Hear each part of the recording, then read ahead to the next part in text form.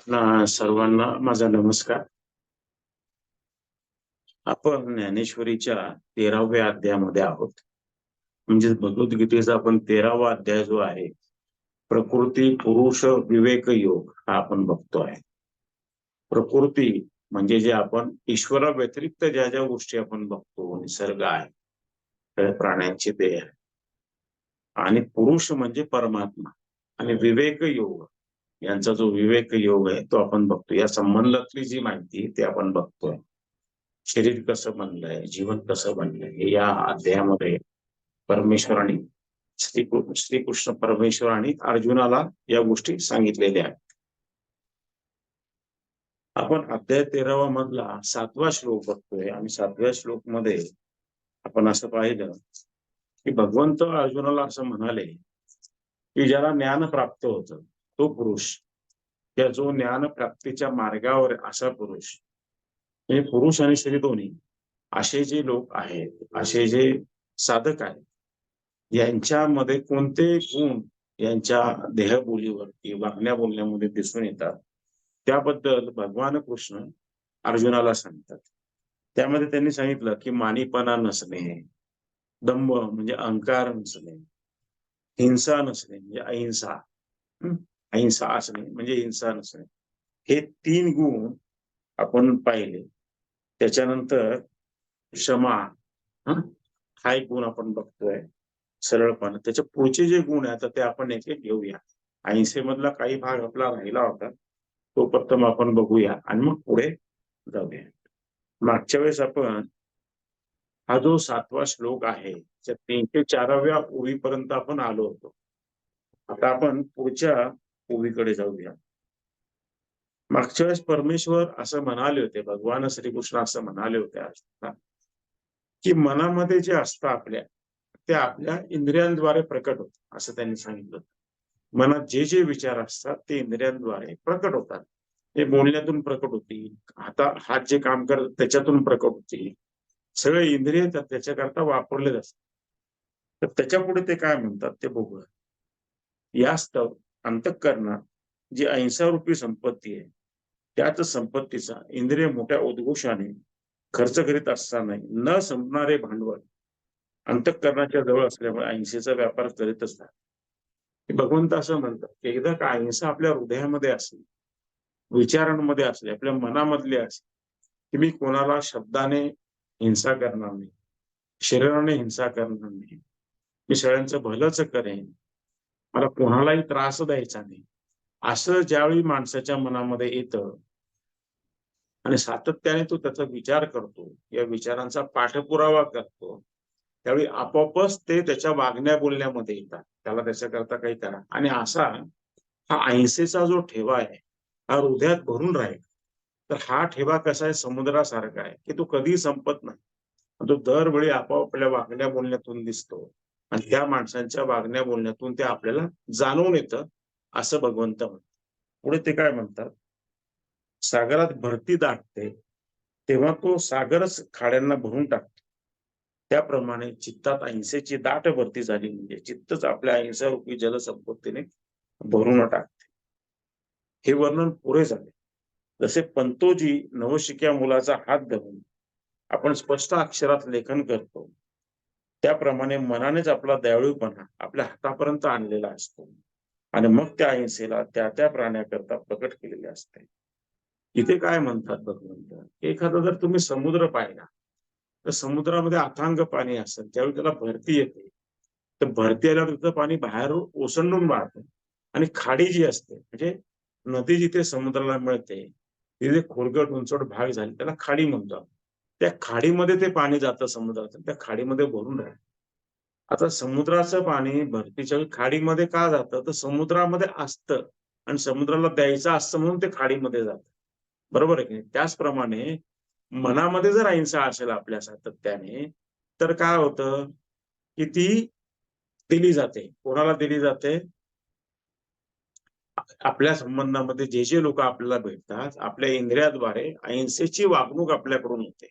त्यांच्याबद्दल हिंसात्मक वागणूक होत नाही असं इथे म्हणायचं. परत ते काय म्हणतात की एखादा पंतोजी म्हणजे शिकवणारा मुलगा, त्या काळात पंतोजी म्हणून शिकवणाऱ्या टीचरला तो नवशिक्या मुलाला कसं शिकवायचं, बोट धरून त्याला हस्ताक्षर शिकवत होतो. त्याप्रमाणे जर आपण सातत्याने मनाने विचार केलेला आहे, तर आपल्याला जो कोणी भेटतो तर आपले इंद्रिय पण त्या पंतोजींनी नवशिक्या मुलाला जसं शिकवलं तसे आपले हात आपोआप वागतात आणि आपण अहिंसात्मक त्या समोरच्या माणसाशी वागतो, असं माऊली म्हणतात. त्याचं दुसरं उदाहरण जर पाहिलं तुम्ही, तर एखाद्याबद्दल जर आपल्याला क्रोध असेल ना, अगदी घरामध्ये तुम्ही पाहिलं असेल, नवऱ्याची एखादी गोष्ट बायकांना आवडलेली नाही, तर बायकोची एखादी गोष्ट नवऱ्याला आवडली नाही, राग आलेला आहे ना, खूप वेळा तो राग डोक्यात घोळला. हे चुकले, हे चुकले, हे चुकले. एका दिवशी तसा एकदम धाडकन बाहेर पडतो. धाड एकदम टोपीच्या तोंडी लावल्यासारखं बायका बोलून मोकळं किंवा विरुद्ध पण असतं. तर जे मनात असतं ते इंद्रियांद्वारे बाहेर पडतं किंवा घरामध्ये वस्तूंच्या फेकाफेकी पण होतात, आपण बघतो. परवाच एक साधक मला भेटले होते आणि बऱ्याच त्यांच्या तक्रारी चालू होत्या. दुसऱ्या गावाचे आहेत ते आणि त्या नवऱ्याबद्दल त्यांच्या तक्रारी, दिसायला वर्करनी सगळं चांगलं चाललेलं आहे. आता गुरूंजवळ सगळ्या साऱ्या गोष्टी सांगत असतात. आणि सर ते इतके चुकीचे वागतात, असे वागतात, तसे वागतात, अमुक वागतात, तमुक. असं वाटतंय थोबाडीतच ठेवून द्यावी म्हणे त्यांच्या. असं त्या मला गमतीमध्ये सांगत होते. त्यांचा क्रोध मला जाणवत होता. म्हणजे असं बऱ्याच घरांमध्ये होत असावं असं त्याचा दुसरा अर्थ आहे. पण संयम सगळे ठेवून असतात म्हणून संसार चांगले चालेल. ज्यावेळी क्रोध येतो त्यावेळी त्या क्रोधाला आपण आवरायला पाहिजे. त्या क्रोधाच्या मुळाशी जायला पाहिजे. क्रोधाच्या मुळाशी गेल्यावर आपल्या असं लक्षात येतं की आपण अपेक्षा ठेवतोय, वारंवार अपेक्षा ठेवतोय. अपेक्षा पूर्ण नाही झाली की आपल्याला राग येतो. वारंवार अपेक्षा पूर्ण तर राग येतो. मग रागाचं रूपांतर क्रोधात होतं आणि क्रोधाचं रूपांतर हिंसेमध्ये होत असतं. तर मुळात आपण अपेक्षा जास्त ठेवतोय का हे आपण पाहायला पाहिजे. आपण काय विचार केला पाहिजे, आपण का अपेक्षा ठेवतोय. बऱ्याच घरामध्ये कॉमन गोष्ट असते. आमच्या क्लबमध्ये आम्ही एका सायकियाट्रिस्टला एकदा बोलवलं होतं स्पीच द्यायला. तर त्यांनी महिलांचे हटवारे फार छान करून दाखवले आणि पुरुषांचे पण करून दाखवले. तो म्हणाला की साधारणपणे जे कॉमन प्रश्न दिसतात नवरा बायकोत भांडण होण्याचं, त्याच्यामध्ये एक प्रमुख कारण असतं ते म्हणजे असं, एखाद्या कार्यक्रमाला जायचं असेल नात्यातल्या किंवा बाहेरच्या, तर बायका हळूच उतरतात ना. नवऱ्याचं डोकं जातं फिरून आपलं किंवा विरुद्ध होतं. नवरा ऑफिसमधून लवकर येत नाही, मग कार्यक्रमाला जायला उशीर होतो. त्या छोट्या गोष्टींमध्ये जर आपण काळजी घेतली, ते छोटे-छोटे प्रश्न सुटत जाऊन एक दिवशी ते सलोखा निर्माण होतो. त्यामुळे अपेक्षा जर आपण कमी केल्या, निरपेक्ष भावाने एकमेकावर प्रेम केलं, ठीक आहे ना, नाही जमलं हरकत नाही. तर त्याने विचार केला तिला नाही जमलं, आपण समजून घ्यायला पाहिजे. असं प्रत्येक गोष्टीत भाव ठेवला, तर मग ते काम सोपं आणि सहज होईल. तसंच पूर्वी हे जे पुण्यामध्ये आळंदीच्या जवळ हे आहे, व्यसनमुक्ती केंद्र आहे. त्याचे जे संचालक आहेत, दोघं जण वारले आता ते अनिल अवचट आणि त्यांच्या पत्नी.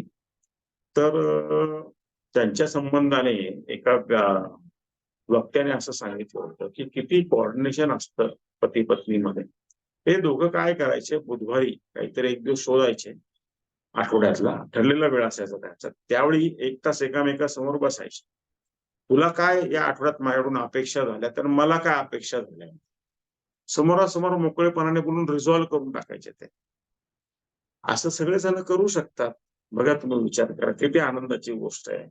मनात साचून ठेवण्यापेक्षा काढून टाकलं, एकामेकाला बोलून दाखवलं, तर किती सोपं आणि सहज होऊन जाईल. पुढे जाऊया आपण.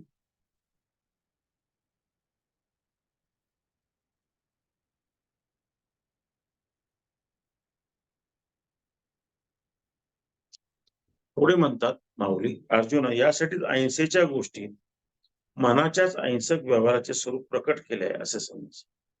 अर्जुन तेव्हा मनाने, शरीराने, वाचेने, इथे अहिंसेचा शब्द आला, खरं तो हिंसेचा पाहिजे, टायपिंग मिस्टेक येते. हिंसेचा पूर्ण त्याग ज्याच्या ठिकाणी झालेला पाहिजे, तर असा पुरुष म्हणजे ज्ञानाचे सुंदर प्रशस्त मंदिरच आहे. पण हे सुद्धा वर्ण असो, कारण तो पुरुष ज्ञानाचे मंदिर नसून केवळ ज्ञानाच असे तुझा. मग असं जर तुम्हाला कोणाकडे बघायचं असेल की एखादा अहिंसेने पूर्ण भरलेला माणूस आहे, तर असा माणूस तुम्हाला बघायला मिळू शकतो आणि असा माणूस हे अहिंसेचं मंदिर असतं किंवा तो पुरुष हे ज्ञानाचंच प्रतिपंत रूप आहे, असं तू समज असं त्या. अलीकडच्या काळामध्ये आपण गांधीजींना पाहिलेलं आहे. त्यांनी अहिंसेचा मोठ्या प्रमाणामध्ये प्रचार प्रसार केला, आपल्याला माहित आहे सगळ्यांना ते. पुढे जाऊया. असा पुरुष म्हणजे ज्ञानाचे सुंदर प्रशस्त ते झालं आपण. ज्या अहिंसेचा महिमा आपण कानांनी ऐकतो आणि ग्रंथाद्वारे वर्णन केला जातो, ती अहिंसा प्रत्यक्षात पाहण्याची इच्छा झालीच तर त्या व्यक्तीला पाहावे म्हणजे काम. तर ग्रंथामध्ये ऐकलं, भक्त्यांकडून ऐकलं, तर प्रत्यक्ष अशा माणसाला भेटलं. असं साधारणपणे जर संतांकडे पाहिलं तर तुम्हाला संत ही असे दिसतात. जसं गजानन महाराज आहे, त्यांच्याकडे एक द्वाड गाय जी होती त्या गावामध्ये, ती कोणाकडूनच आवरली जात नव्हती, तिचे हातपाय बांधून ती त्यांच्याकडे आणून सोडली आणि त्यांनी त्या गायीचे पाय सोडले आणि मग ती शांत झाली. तो एक उथळ घोडा होता, तो त्यांचे ते आणून बांधत ते घोड्याच्या 4 पायांच्या खुरामध्ये झोपले राहते. तर घोड्याचा स्वभावच बदलून गेला. का तर संतांची जी शक्ती असते ती शक्ती तिथे कार्य करते, परमेश्वरी शक्ती कार्य करते. म्हणजे त्यांच्यामध्ये असतं ते ज्यांना द्यायचं त्यांच्यामध्ये ते यायला लागतं. म्हणून ते माऊली म्हणतात की अशा संतांना तुम्ही भेटलं पाहिजे, हे जे अहिंसेचं प्रत्यक्ष रूप आहे. अहिंसा असे जे देवलोकात म्हणाले, तिचे लक्षण एका वाक्यात सांगायच पाहिजे होते, परंतु हे व्याख्यान फारच विस्तृत झाले. यासाठी आपण श्रोत वर्गांनी मला क्षमा करावी. तुम्ही मनात विचार करा की हिरव्या चाऱ्याच्या लोभाने जनावर जे सहृदयी जाण्याचा मार्ग विसरले आणि पुढे चरत जाते किंवा वरच्या वारला लागलेले प्रत्यक्ष वागलेले पाखरू आकाशात भरकटते, त्याप्रमाणे अहिंसळी प्रेमाच्या स्फूर्तीने आणि वाणीला उपजत लाभलेल्या रसळपणाने माझ्या बुद्धीला दूर वाहून गेले. त्यामुळे माझी बुद्धी तुमच्या अधीन राहिली नाही, माझ्या अधीन राहिली नाही असं तर इथे माऊली असं म्हणतात की अहिंसा हा जो गुण आहे याच्याबद्दल मी खरं एक वाक्यातच तुम्हाला श्रोत्यांना समजून सांगायला पाहिजे. कल्पना करा, माऊली नगरमध्ये ज्या गावामध्ये त्यांनी व्याख्यान दिलंय, ज्ञानेश्वरी सांगितलं, तिथे खांबाला टेकून बसलेले आहे, बाजूला त्यांचे गुरु बसलेले आहे, समोर श्रोतृवर्ग बसलेला आहे आणि ते त्यांच्याशी बोलतायत आणि माऊलींना अशी जाणीव झाली बोलताना की अहिंसा या शब्दाला बोलताना मी जरा जास्तच बोललो, मी पाल्याळीक बोललो असं ते स्वतः. मी खरं एक वाक्यात बोलायला पाहिजे होतं, पण मी जास्त बोललो तर मला क्षमा करा, ते असं म्हणत. मग ते पुढे काय म्हणतात, एखादी गाय किंवा तिचं वासरू जे घरी परतायला निघालेलं असतं, तर त्यांना जर हिरवा चारा कुठेतरी दिसला, ती आपोआप ते हिरव्या चाऱ्याच्या लोभाने तिकडे जाते आणि घरी जायचं विसरून जाते. तसं माझं झालं की मला व्याख्यान पुढच्या गोष्टींवर द्यायचंय, मी विसरलो आणि माझी बुद्धी ही दुसरीकडे निघून गेली. तर तुम्ही मला क्षमा का, तर माझी बुद्धी तिकडे गेली ही गोष्ट झाली आणि माझी रसाळवाणी इतकी रसाळ आहे की मी सांगतच राहिलो आणि तुम्ही ऐकतच राहिला म्हणा. म्हणून असं घडून आलं असं माऊली श्रोत्यांना सांगतात. पुढे ते म्हणतात, तथापि खरा प्रकार असा नाही. अहो श्रोतेजन, अहिंसे संबंधी विस्तार करण्याचे एक विशिष्ट कारण आहे. एरवी अहिंसा 3 अक्षरांचा शब्द आहे. अहिंसा दिसायला लहान वाटते, पण जेव्हा असंख्य मनाचे खंडन करावे तेव्हाच ती स्पष्ट होते. एरवी परिचित झालेल्या मतांचे खंडन न करता ती तशीच बाजूला मनातील कल्पना विलासाने बोललो असो तर बोलणे तुमच्यावर मान्य झाले नसते. मी माऊली का म्हणतात, पण खरं असं नाही, मी भरकटत गेलो असं नाहीये म्हणाले. कारण अहिंसा हा जो शब्द आहे हा 3 अक्षरांनी बनलाय. तो दिसायला सोपा आहे, पण मी जर नुसतं तेवढंच समजवलं असं तुम्हाला कळलं नसतं. इतर लोकांनी जी मतांतर त्याच्याबद्दल मांडली, ती सगळी मतांतर मी तुम्हाला सांगितली, त्यांच्या काहींचं मी खंडन पण केलं. त्यामुळे तुम्हाला तो विषय नीट समजला असं मला वाटतंय. हे तुम्ही समजून घ्या आणि हे समजल्यामुळेच ते तुम्हाला कळलं असं मला वाटतं. जर तुम्हाला ते समजलं नसतं म्हणून मी एवढा विस्तार केला असं माऊली सांगतात. याच्यामध्ये आपल्याला काय दिसतं की माऊलींची आपल्याला कळकळ दिसते. हा जो गुण आहे, अहिंसा हा जो गुण आहे संतांचा, तो शिष्यांमध्ये यावा आणि तो शिष्यांमध्ये आल्यानंतर त्यांनी तो अंगीभूत करावा, तो आपल्या आचरणामध्ये आणावा असं त्यांना वाटतं.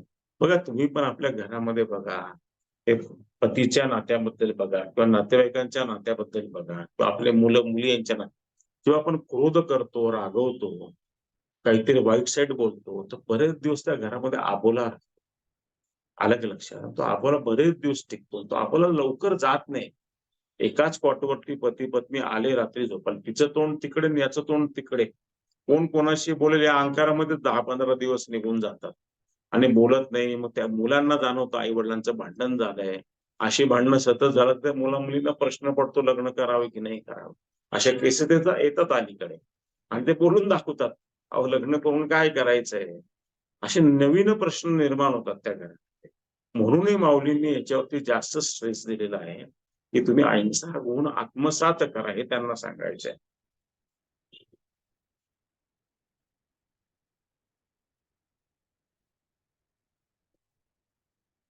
पुढे ते म्हणतात, रत्न परीक्षकांच्या गावात नदीतील स्फटिकांचे शालिग्राम विष्णू या भावनेने कोणी घेणार असेल तर ती गाठोड्यातून बाहेर शोक काढावी. सरस्वतीची स्तुती किती केली तरी ती अपूर्णच आहे. ज्या बाजारात कापुराचा सुगंध देखील मंद मानला जातो त्या बाजारात कोणत्या पिठाची विक्री होईल. माऊली पुढे काय म्हणतात, की ते अजून एक उदाहरण सांग, की रत्न परीक्षक असतात म्हणजे रत्नांची जे पारखी असतात झोरी, त्यांनी गाठोडं भरून जर रत्न आणलेले आणि त्या गाठोड्यामध्ये रत्नांबरोबर नदीमधला एक शाळीग्राम पण आलेला आहे. आता रत्नांसमोर दगडाची काय किंमत आहे? काहीच किंमत नाही तसं पाहिलं. पण एखादा माणूस त्या शालिग्राममध्ये विष्णू आहे, या भावनेने जर तो शालिग्राम घेत असेल, तर त्याला महत्व आहे. तसं अहिंसा गुण तुम्ही घ्या. हा फार मोठा गुण आहे असं त्यांना सांगायचंय आणि म्हणून मी एवढं बोललो असं ते सांगताय. पुढे ते म्हणतात, एखाद्या बाजारामध्ये कापुराचा मंद सुगंधाला जर महत्व असेल, तरच त्या बाजारामध्ये म्हणजे कापुराला जर महत्व आहे आणि कापूरचा सुगंध बाजारात येणाऱ्या लोकांना जाणवतो, तिथे पीठ पण विकलं जाणार नाही. इतर गोष्टी विकल्या जाणार नाही. हे त्यांनी केलेलं जे विश्लेषण त्याच्याकरता ते स्पष्टीकरण देत आहेत. ते पुढे म्हणतात, म्हणून महाराज या सभेमध्ये बोलकेपणाच्या भाषणाला पसंती प्राप्त होणार नाही. मी बोललो हे याच्याकरता की लोकांना कळावं म्हणून मी बोललेलो आहे. आणि हे पहा, अन्य विचारांच्या मतात असलेले अहिंसेचे सामान्य स्वरूप आणि स्वमतात असलेले विशेष स्वरूप याची विभागणी करता एकत्रीकरण केले असते तर तुम्ही मर्मज्ञ श्रोत्यांनी कानाच्या मुखाकडे माझे बोलणे नेलेच नसते, त्याची उपासमक दखल घेतली असते. मी हे माझं जे मत आहे असं माऊली म्हणतात, की मी माझं मत आणि इतर विचारवंतांचं मत आहे त्याच्यापेक्षा माझं मत स्पष्ट आणि अधिक चांगलं आहे अहिंसेबद्दल. ते मी तुम्हाला त्यांची मतं सांगितली आणि माझंही मत सांगितलं. का मी ठासून सांगितलं, की तुम्हाला ते म्हणून तुम्ही तुमच्या कानाचे द्वार उघडले आणि माझं बोलणं शांतपणे ऐकलं. हे सारखं त्याच्यावरती सारखं बोलताय, की मी का जास्त बोलतो. याचा अर्थ तुम्ही समजून घ्या, की अहिंसा गुण आपल्या जीवनामध्ये यायला पाहिजे. अहिंसो परमो धर्म असं जैन समाजामध्ये बोललं जातं. त्याला खरंच विशेष विशेष महत्व आहे त्याला.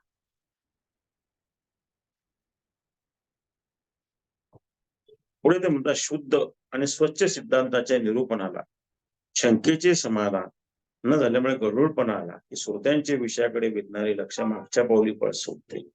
पण थोडे म्हणतात, की कुठल्याही सभेमध्ये जर निरूपण चांगलं नाही झालं, ते नीट सांगितलं नाही गेलं, श्रोते कंटाळतात आणि आपोआप एक-एक मागच्या दरवाजाने जायला लागतात ना. हे मला माहित आहे. म्हणून मी एवढे उदाहरणं देऊन सांगतो. आपण बघतो बऱ्याच सभेमध्ये तर अलीकडे लोक येत नाही आणि आले तर वक्ता नीट नसेल तर थांबत नाही. असं आपण बघत असतो. ते म्हणतात, शेवाळाने झाकलेल्या पाण्याकडे हंस पक्षी डुंकूनही पाहत. आभाळाच्या आतून जेव्हा चांदणे येते तेव्हा ते मलिन चांदणे सेवन करण्याच्या आवडीने चकोर पक्षी आपली चोच कधीच उचलत नाही.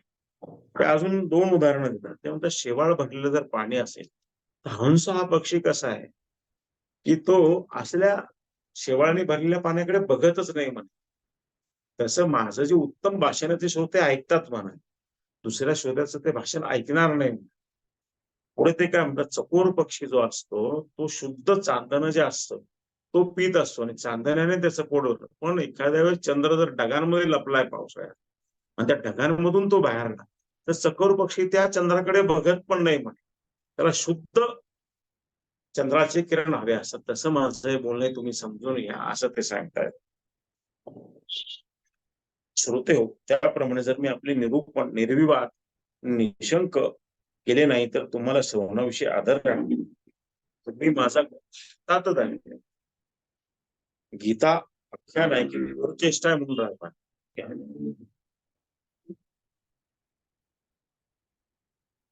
तर माऊली काय म्हणतात, की मी जर चांगलं व्याख्यान नाही केलं, तर तुम्ही म्हणाले की त्या आख्यान करताय का कोर चेष्टा आहे?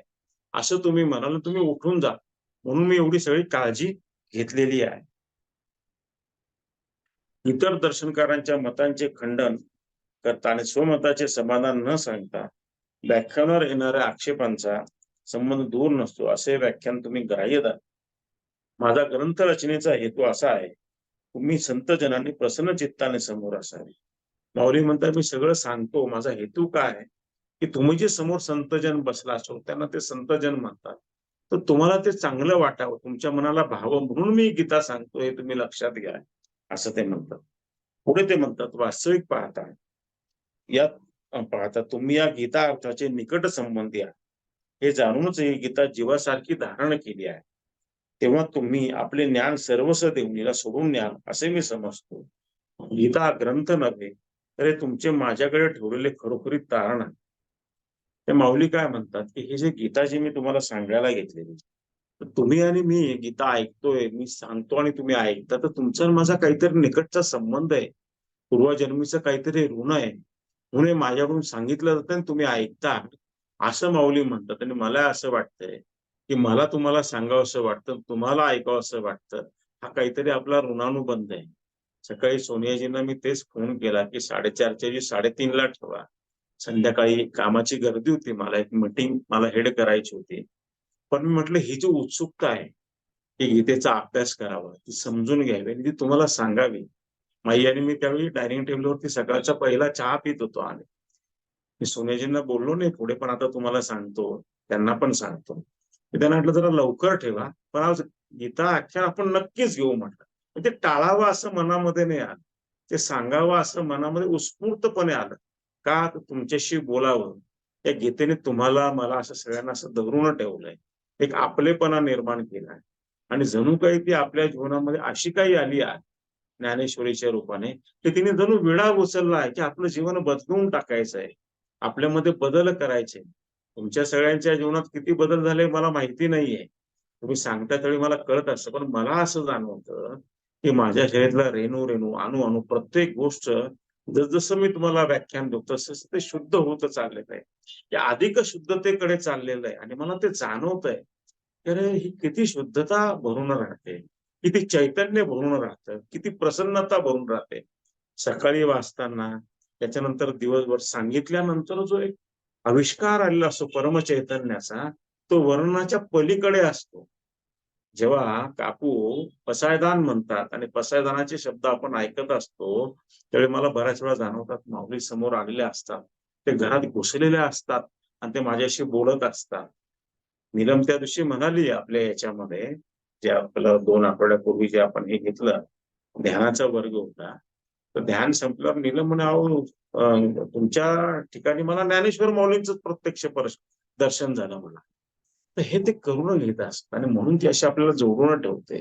तर माऊलींना त्यावेळी तोच भाव आला असं दिसतंय. ते म्हणतात की तुमचा आणि माझा संबंध श्रोते हो, आणि तुम्ही ही तुमचं जे हे माझ्याकडे ठेवलेलं तारण आहे, तुमचा हा जो भाव आहे, तो माझ्याकडे ठेवलेलं तारण आहे आणि म्हणून मी ज्ञानेश्वरी सांगायला मोकळा झालोय, सांगतोय तुम्हाला, असं ते म्हणताय.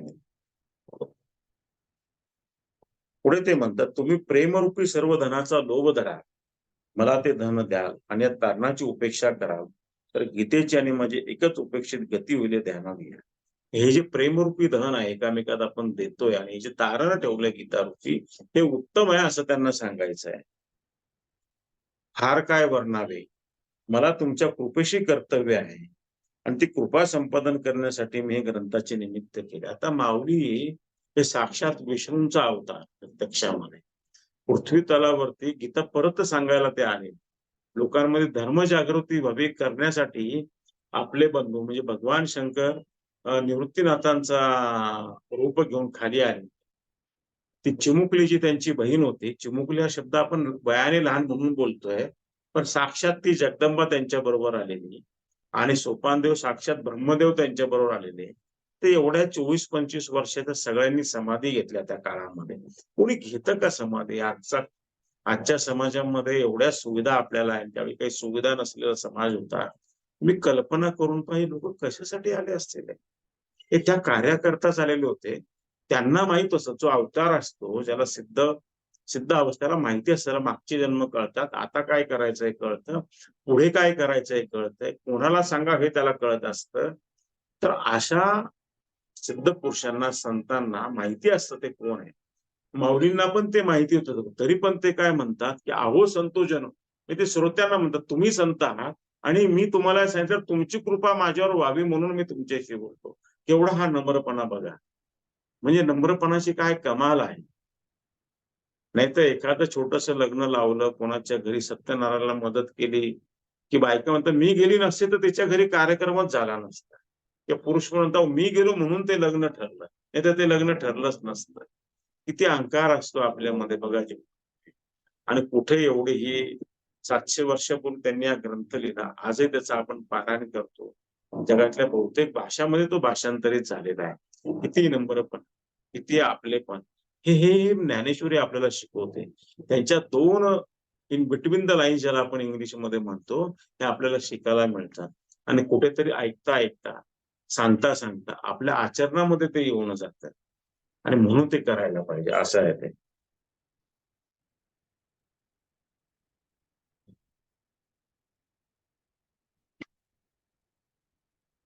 तरी तुम्ही रसिक लोकांना ऐकण्यास योग्य असे निरूपण शोधावे लागते.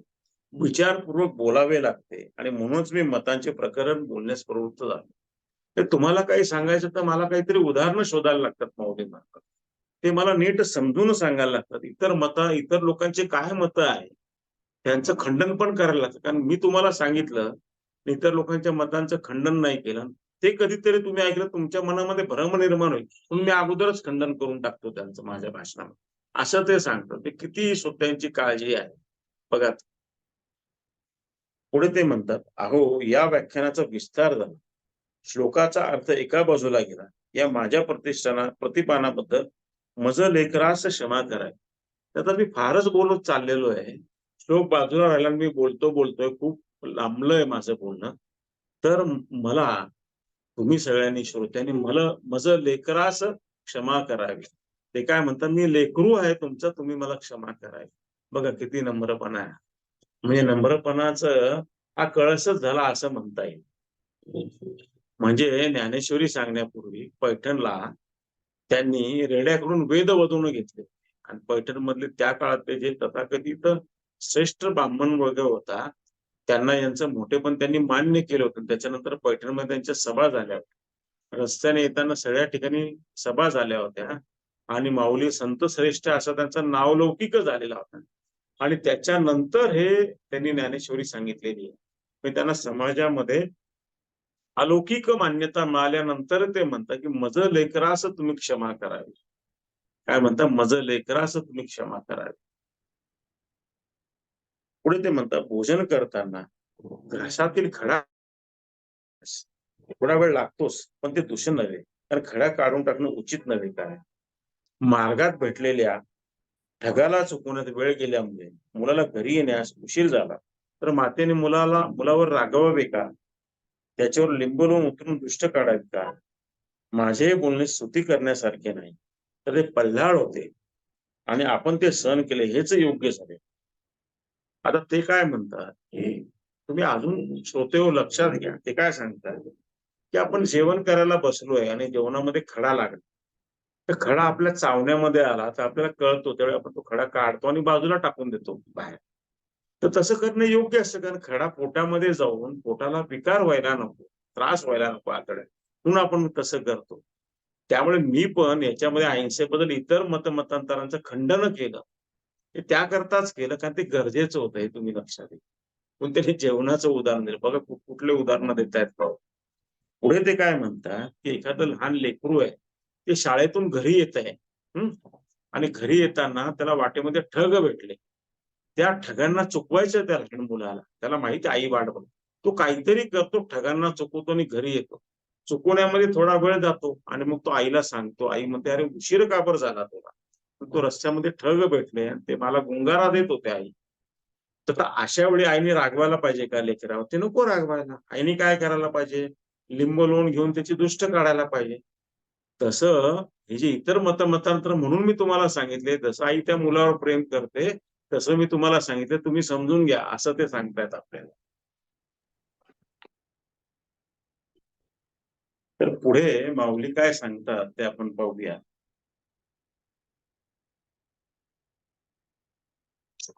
ते म्हणतात जसं आई या लहान मुलाला समजून घेते, घरी उशिरा येणाऱ्या मुलाला समजून घेते, त्याप्रमाणे तुम्ही मला समजून घ्या, मी पल्हाळ का लावलो. तर पुढे ते काय म्हणतात, आता एक भगवंत असे बोलले आहे. भगवंत म्हणाले, अरे अर्जुन, ज्ञान अंजनाने तुझी दृष्टी निवळली आहे, तर आता सावध हो. तुला आता खऱ्या ज्ञानाची ओळख करून देतो. आता हे जे मी ज्ञान तुला दिलंय, याच्याने तुझी जर दृष्टी बदलली असेल, तर आता सावध हो. मी तुला खऱ्या ज्ञानाची ओळख करून देतो, असं श्रीकृष्ण अर्जुनाला म्हणतात. म्हणजे यांच्या निरूपणामध्ये यांनी घेतलं. ते काय म्हणतात, अरे ज्या ठिकाणी सहज क्षमा असते, शिवाय शाप विना सहज क्षमा होते, तेथे ज्ञान आहे असे तू. आता एखाद्या माणसाला ज्ञान आहे, कसं ओळखशील तू अर्जुन? म्हणजे तुला सोपी खूण सांग. एखाद्या माणसाला लोकांनी खूप त्रास दिला, हा, त्याला खूप बोलतायत, वाईट बोलतायत, त्याला काही दगड मारतायत, तरी देखील तो लोकांना क्षमा करतोय, तर समजून घेतो ज्ञानी आहे. हे ज्ञानी माणसाला ओळखायचं एक सोपं गुण आहे. ते पुढे म्हणतात, अत्यंत खोल सरोवरात जशा कमळाच्या वेली वाढतात किंवा भागवंतांच्या घरी जशी संपत्ती वाढते, अर्जुनारे ज्यांच्या ठिकाणी क्षमा वाढते, ती पण ज्या योगाने कळते, ते लक्षण तुला स्पष्ट सांग. ते काय म्हणतात की कमळ सरोवर, त्याच्यामध्ये कमळ जसं वाढतं, सहजगत्या वाढतं, तसं हा जो ज्ञानी पुरुष आहे, याला लोकांनी त्रास जरी दिला, काही केलं तरी क्षमा त्याच्या हृदयात एवढी भरलेली असते की तो सहजतेने करतो. याबाबत बडे बाबा जे आहेत, म्हणजे भगवान नित्यानंद जे आपल्या गुरु परंपरेमध्ये, ते ज्यावेळी रस्त्याने चालायचे, तर ते लंगोट घालायचे नुसते, असं उंच देह त्यांचा, काळा सावळा देह. तर लहान मुलांना कळायचं नाही आणि लहान मुलं त्यांना दगड मारायचे कधी कधी, पण त्यांनी कधी ते मनावर घेतलं नाही, मुलांना त्यांनी कधी हटकलं पण नाही. आणि ते असं झपाझपा मोठे मोठे पावलं टाकत चालत असायचे. एखाद्या मध्ये जर दुकान दिसलं, प्रोव्हिजन स्टोअर्स किंवा किराणा दुकान दिसलं, त्या दुकानात जाऊन ते त्या गोळ्या किंवा चॉकलेटच्या बरणी उघडून त्यातले बिस्किट चॉकलेट गोळ्या घ्यायचे, त्या मुलांकडे फेकून द्यायचे असे, आणि ते मुलं ते खायचे. पण दुकानदार यांना काही म्हणायचा नाही, कारण की असं होतं की त्याला माहित होतं की संत यांनी माझ्या दारात आले तर माझं कल्याणच होईल. तर एखादा संत एखाद्या ठिकाणी गेला, कोणाच्या घरी गेला, तर ते काहीतरी परमेश्वराच्या योजना असतात, कधी कोणी कोणाच्या घरी जावं असं ते.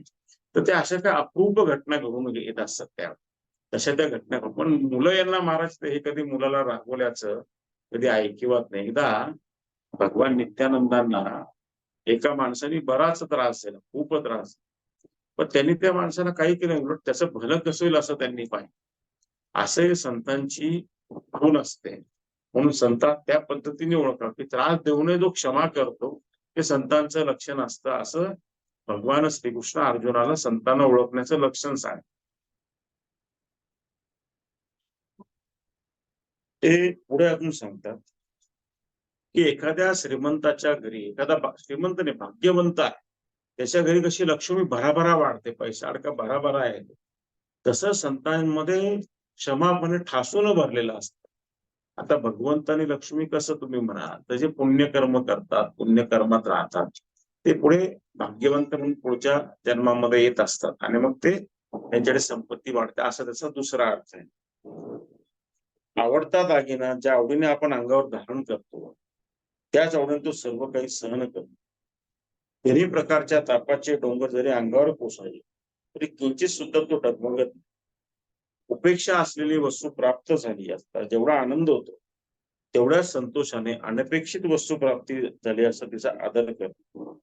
हे संत कसे असतात, तसं एखादा दागिना असतो आपल्या आवडीचा असतो, तो आपण अंगावर घालतो, टोचतो का काय होतो आपण विचार करत नाही, का तो आपल्याला आवडलेला असतो म्हणून तो आपण घालत असतो.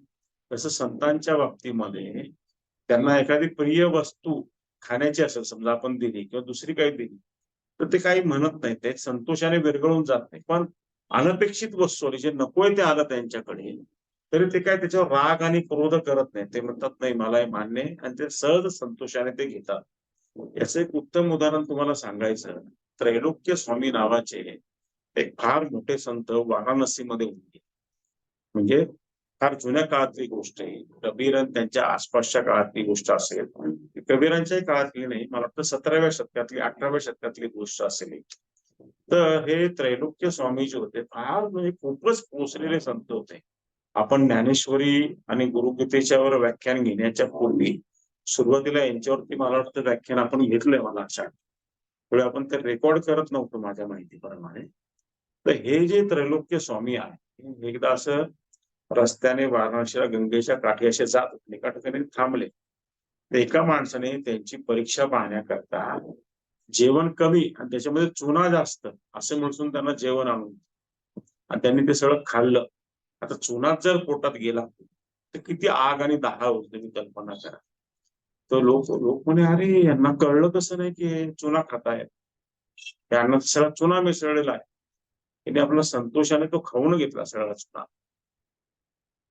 आणि सगळा चुना खाऊन घेतल्यानंतर यांना काहीच झालं नाही. पण ज्यांनी खाऊ घातला होता त्या माणसाच्या पोटामध्ये असा काय आगडोप लागला, यांनी त्याला रागवलं पण नाही, काहीच केलं नाही. ते दैवी लीला असते, त्याला कळावं.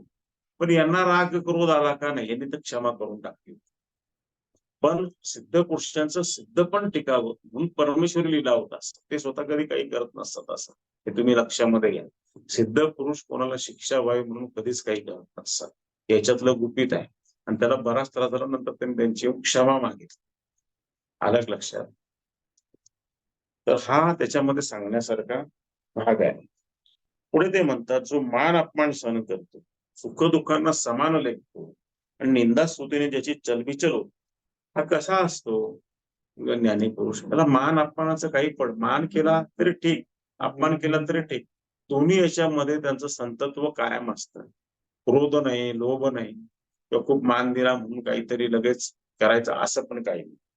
दुसरं, सुख आणि दुःख यांना तो समान आहे. दुःखामध्ये पण तो आनंदी राहतो, सुख असेल तरी आनंदी राहतो, त्याला त्याच्याने फरक पडत नाही.